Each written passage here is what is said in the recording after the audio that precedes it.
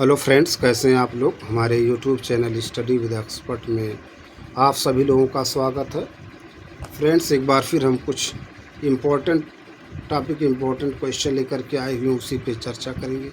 आज का जो हमारा टॉपिक है वो फटाफट न्यूज, करंट अफेयर से संबंधित प्रश्न है, उसी पे चर्चा करेंगे। ये 23 मई 2025 से 22 जून 2025 तक के जो इम्पोर्टेंट करंट अफेयर हैं नेशनल और इंटरनेशनल स्तर पे, उसी पे चर्चा करेंगे।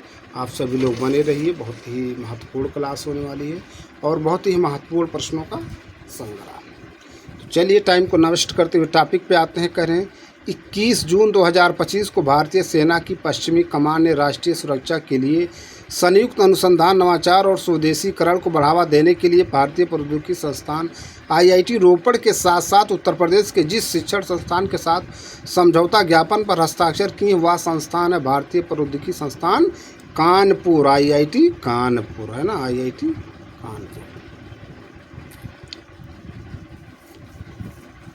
अगला प्रश्न, 20 जून 2025 को उत्तर प्रदेश सरकार द्वारा की गई घोषणा के अनुसार हुनर हाथ योजना के पहले चरण को पायलट प्रोजेक्ट के रूप में जितने जिलों में शुरू किया जाएगा उनकी संख्या है 5 जिले। कितने? 5 जिले। नेक्स्ट क्वेश्चन, 19 जून 2025 को जारी की US वर्ल्ड यूनिवर्सिटी रैंकिंग 2026 में उत्तर प्रदेश के IIT कानपुर को कुल अंक प्राप्त हुए हैं 53.7 अंक। अगला प्रश्न, 18 जून 2025 को उत्तर प्रदेश सरकार ने जिस फसल के उत्पादन को दोगुना करने का फैसला लिया वह फसल है मक्का। कौन सा फसल? मक्का को दोगुना, है ना, उत्पादन करने के लिए फैसला किया है। अगला प्रश्न है, 16 जून 2025 को उत्तर प्रदेश सरकार ने राज्य के कितने जिलों में सर्वोदय विद्यालय खोलने की घोषणा की है? उनकी संख्या है 9। नेक्स्ट, 14 जून 2025 को उत्तर प्रदेश के जिस जिले में एक पेड़ माँ के नाम 2 पहल के तहत 40,000 पेड़ों का रोपण किया वह जिला है बागपत। नेक्स्ट, 14 जून 2025 को उत्तर प्रदेश के मुख्यमंत्री योगी आदित्यनाथ ने राज्य के शहरी क्षेत्रों के कायाकल्प के लिए वर्ष 2026 से वर्ष 2031 तक के लिए जितनी राशि की योजना का रोडमैप प्रस्तुत किया वह राशि है ₹1.29 लाख करोड़। नेक्स्ट क्वेश्चन है, 11 जून 2025 को उत्तर प्रदेश के जिस धार्मिक स्थल की सुरक्षा बढ़ाने की दृष्टि से CCTV कमरों में AI सिस्टम फेस रिकॉग्निशन तकनीक पर आधारित सॉफ्टवेयर जोड़ा गया वह धार्मिक स्थल है अयोध्या। नेक्स्ट, 11 जून 2025 को स्वतंत्रता सेनानी राम प्रसाद बिस्मिल की जयंती मनाई गई, जिनका जन्म उत्तर प्रदेश के जिस जिले में हुआ था वह जिला है शाहजहांपुर में, है ना। स्वतंत्रता सेनानी राम प्रसाद बिस्मिल की जयंती मनाई गई, उनका जन्म स्थान कहाँ है? शाहजहांपुर। अगला प्रश्न, 10 जून 2025 को उत्तर प्रदेश का दुधवा टाइगर रिजर्व DTR तितलियों की 180 से अधिक प्रजातियों की सुरक्षित आश्रय स्थल बन गया है, जो एक स्वस्थ पारिस्थितिक तंत्र और बेहतर संरक्षण प्रयासों का संकेत है। यह टाइगर रिजर्व राज्य के जिस जिले में स्थित है वह जिला है लखीमपुर खीरी। वह जिला है लखीमपुर खीरी। अगले प्रश्न पे चलते हैं। 6 जून 2025 को उत्तर प्रदेश पर्यटन विभाग से मिली जानकारी के अनुसार आगामी अगस्त माह में आयोजित होने वाली पैसिफिक एशिया ट्रैवल एसोसिएशन 2025 में राज्य की पर्यटन क्षमता को अंतर्राष्ट्रीय मंच पर प्रदर्शित किया जाएगा। इस सम्मेलन का आयोजन किया जाएगा बैंकॉक, थाईलैंड में। बैंकॉक, थाईलैंड में। अगला प्रश्न, 4 जून 2025 को उत्तर प्रदेश सरकार की घोषणा के अनुसार राज्य के जिस जिले में पहले आयुष विश्वविद्यालय का उद्घाटन किया जाएगा वह जिला है गोरखपुर। कौन सा जिला? गोरखपुर। देख लीजिए, सब बहुत महत्वपूर्ण प्रश्न है ना, करंट अफेयर से संबंधित।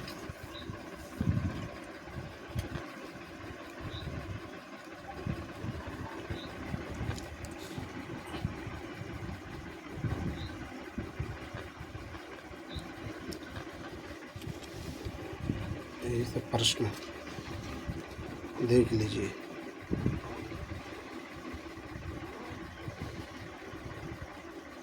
अगले प्रश्न पे चलते हैं। कह रहे हैं 4 जून 2025 को उत्तर प्रदेश के वन विभाग से मिली जानकारी के अनुसार कछुआ संरक्षण के मामले में उत्तर प्रदेश का संपूर्ण भारत में जो स्थान है वह है पहला स्थान। कौन सा स्थान? पहला। अगला पॉइंट है 31 मई 2025 को उत्तर प्रदेश सरकार ने जिस वरिष्ठ पुलिस अधिकारी को नया पुलिस महानिदेशक डीजीपी नियुक्त किया उनका नाम है राजीव कृष्ण। राजीव कृष्ण। अगला प्रश्न, 30 मई 2025 को प्रधानमंत्री नरेंद्र मोदी ने उत्तर प्रदेश के चंद्रशेखर विश्वविद्यालय कृषि विश्वविद्यालय के मंच से इतना करोड़ रुपए की परियोजनाओं का शिलान्यास और लोकार्पण किया। यह विश्वविद्यालय राज्य के जिस जिले में स्थित वह है कानपुर में। तो चंद्रशेखर कृषि विश्वविद्यालय कहाँ पर है? कानपुर में। अगला प्रश्न, 29 मई 2025 को उत्तर प्रदेश सरकार ने राज्य के शिक्षा मानकों को बढ़ाने के लिए मोनाश विश्वविद्यालय के साथ समझौता ज्ञापन पर हस्ताक्षर किए। यह विश्वविद्यालय स्थित ऑस्ट्रेलिया में। मोनाश विश्वविद्यालय कहाँ है? ऑस्ट्रेलिया में। अगला प्रश्न, 28 मई 2025 को मुंबई में आयोजित हाई लेवल निवेशक राउंड टेबल बैठक में देश की अग्रणी औद्योगिक कंपनियों ने उत्तर प्रदेश में जितनी राशि का निवेश करने की प्रतिबद्धता जताई वह राशि 70,000 करोड़ रुपए से अधिक। 70,000 करोड़ रुपए से।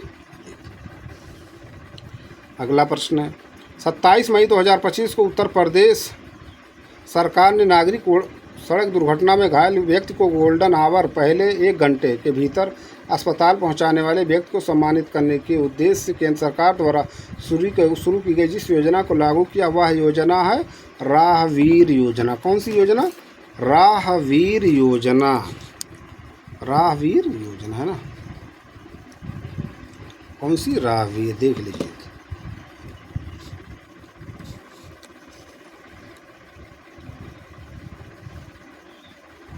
बहुत सब महत्वपूर्ण प्रश्न है। अगला प्रश्न है, हाल ही में उत्तर प्रदेश राज्य के वन विभाग से मिली जानकारी के अनुसार राज्य में वर्ष 2018 में बाघों की संख्या 173 थी जो वर्ष 2022 में बढ़कर हो गई 205। 173 से 205।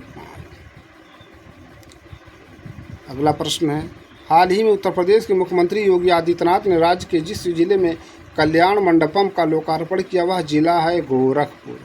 कौन सा जिला? गोरखपुर है ना। देख लीजिए, सब प्रश्न बहुत महत्वपूर्ण है।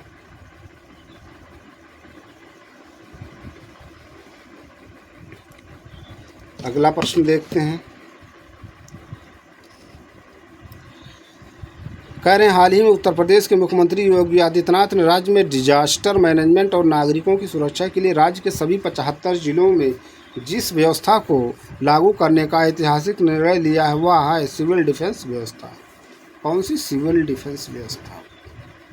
अगला प्रश्न, हाल ही में उत्तर प्रदेश सरकार ने असंगठित क्षेत्र के श्रमिकों की समस्याओं को समझते हुए उनके कल्याण के लिए 2 अहम योजनाओं की शुरुआत की है। वह योजनाएं हैं डॉक्टर भीमराव अंबेडकर श्रमिक सुविधा केंद्र और विश्वकर्मा श्रमिक सराय योजना। 2 योजनाएं हैं, डॉक्टर भीमराव अंबेडकर श्रमिक सुविधा केंद्र और विश्वकर्मा श्रमिक सराय योजना। अगला प्रश्न है, हाल ही में चर्चा में रही घाटमपुर परियोजना उत्तर प्रदेश के जिस जिले में स्थित वह जिला है कानपुर। कौन सा जिला? कानपुर। कह रहे हैं हाल ही में चर्चा में रही घाटमपुर परियोजना उत्तर प्रदेश के जिस जिले में स्थित वह है कानपुर। देखिए, अगस्त 2025 की मैगजीन है, लेटेस्ट है ना। नेक्स्ट,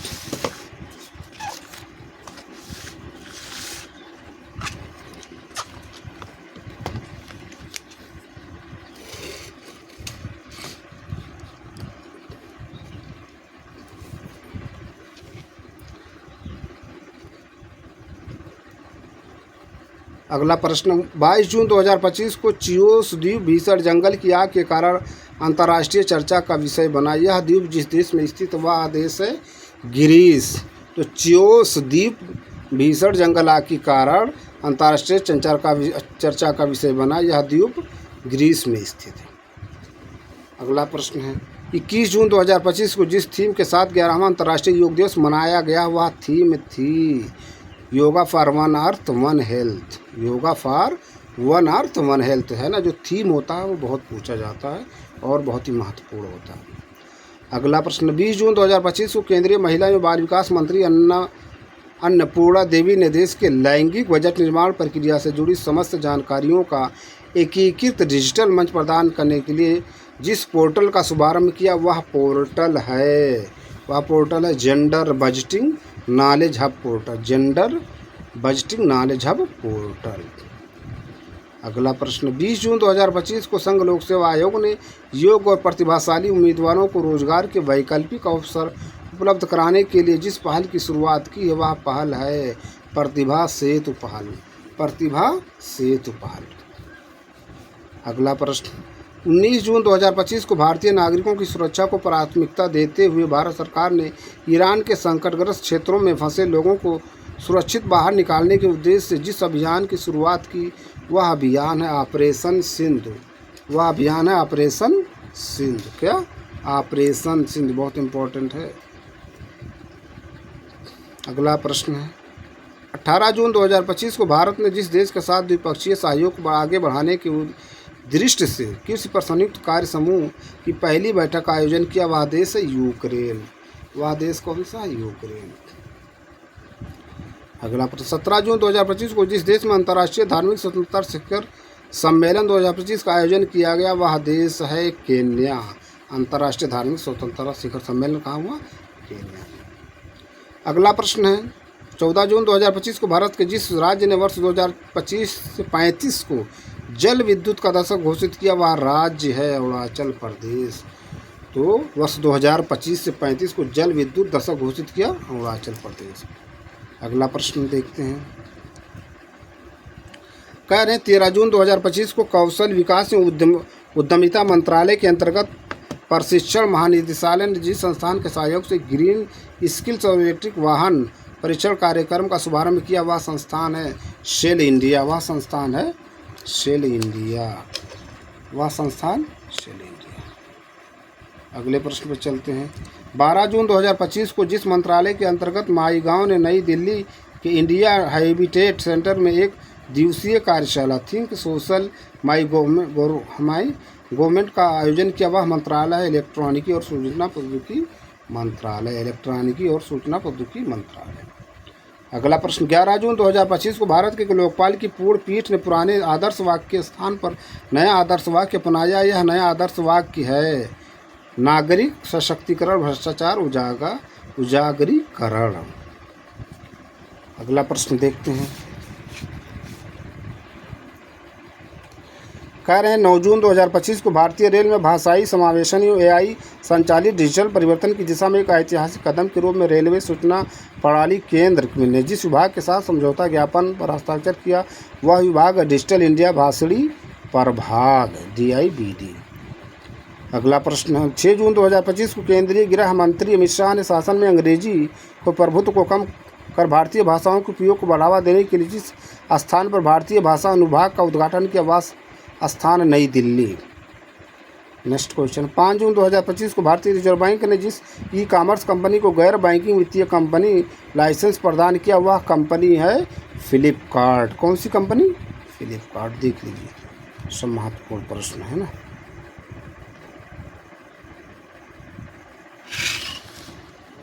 अगले प्रश्न पे चलते हैं,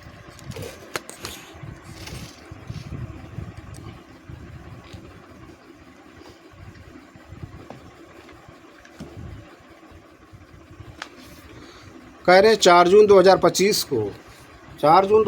को भारत सरकार के एक उपक्रम गार्डनरिश बिल्डर्स एंड इंजीनियर्स लिमिटेड ने भारत का पहला स्वदेशी पोलर रिसर्च वेसल विकसित करने के लिए जिस देश के साथ समझौता ज्ञापन पर हस्ताक्षर किए वह देश है नॉर्वे। कौन सा देश? नॉर्वे। अगला प्रश्न, 1 जून 2025 को इंडियन ओवरसीज बैंक अमूल और रिच प्लस ने एक त्रिपक्षीय समझौता ज्ञापन पर हस्ताक्षर किए हैं। इस समझौते का उद्देश्य भारत में जैविक खेती को बढ़ावा देना, भारत में जैविक खेती को बढ़ावा देना। अगला प्रश्न, 31 मई 2025 को जापान में आयोजित ओसाका वर्ल्ड एक्सपो 2025 की थीम थी designing future society for our lives. Next question देखते हैं,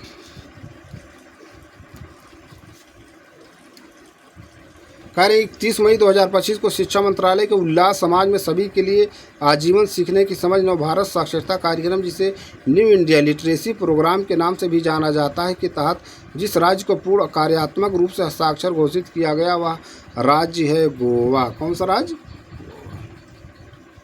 अगला प्रश्न 29 मई 2025 को राष्ट्रीय रेलवे नेटवर्क से जुड़ने वाली चौथी पूर्वोत्तर राजधानी बनी, वह है आइजोल। कौन सा?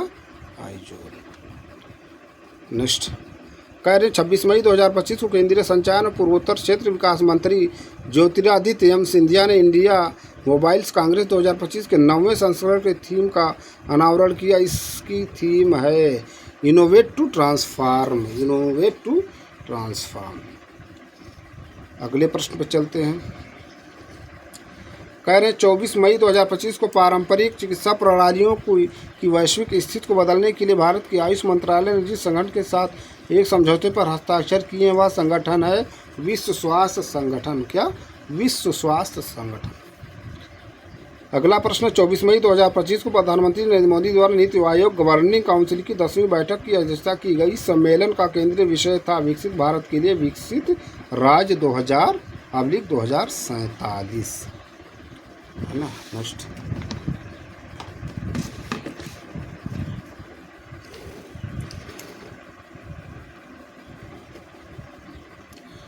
कह रहे 23 मई 2025 को भारत के प्रधानमंत्री नरेंद्र मोदी ने rising north east investors summit 2025 का उद्घाटन किया। इसका उद्घाटन उन्होंने किया नई दिल्ली के भारत मंडपम में। नई दिल्ली के भारत मंडपम में।